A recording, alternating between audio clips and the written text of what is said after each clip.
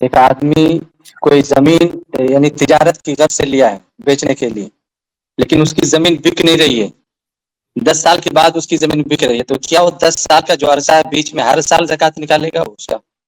بالکل نکالتا رہے گا، جب تک اس کی نیت تجارت کی ہے تب تک وہ مال تجارت ہے، اور ہر سال جب سال گزرے گا تو اس کی قیمت لگائے گا، مارکیٹ ویلو جو ہے اس کی اس میں سے 2.5% وہ ہر سال نکالے گا۔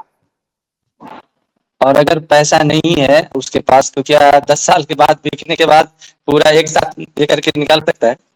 اگر اس کے پاس کسی بھی صورت سے پیسہ نہیں ہے، کوئی ایسا راستہ نہیں ہے کہ وہ کیش حاصل کر سکے، تو وہ ساری رقم اس کے اوپر ادھار رہے گی، جب آخر میں نکالے گا تو تمام کا ایک ساتھ نکالے گا۔ لیکن ٹھیک ہے اگر شیخ، وہ جزاک اللہ۔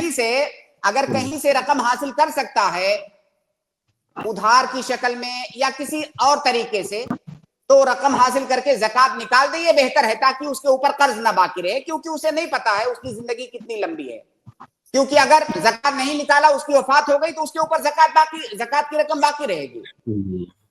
تو اگر کوئی طریقہ ہے تو نکال دے، اگر کوئی طریقہ کوئی سبیل نہیں ہے اس کے پاس، تو وہ ساری رقم تمام سالوں کی رقم اس کے اوپر قرض رہے گی، اور جب اس کے پاس کیش آئے گا تو نکال دے گا۔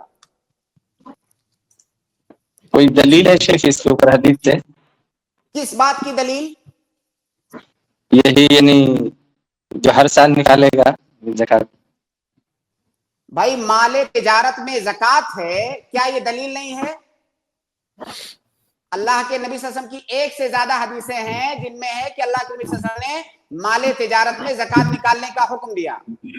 ایک حدیث ہے کننا نخرج الزکاۃ فیما نعدہ للبیع، اس طرح کے الفاظ ہیں کہ ہم جو بیع کے لیے تیار کرتے تھے، جو سامان خرید و فروخت کے لیے یعنی تجارت کے لیے، ان میں ہم زکوٰۃ نکالتے تھے، صحابی کہہ رہے ہیں۔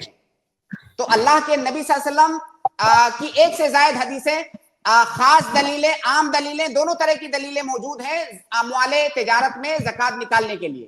تو وہ زمین جو اس نے تجارت کے لیے رکھا ہوا ہے، ظاہر ہے جب سال گزرے گا تو ہر سال زکوٰۃ نکالے گا اس میں۔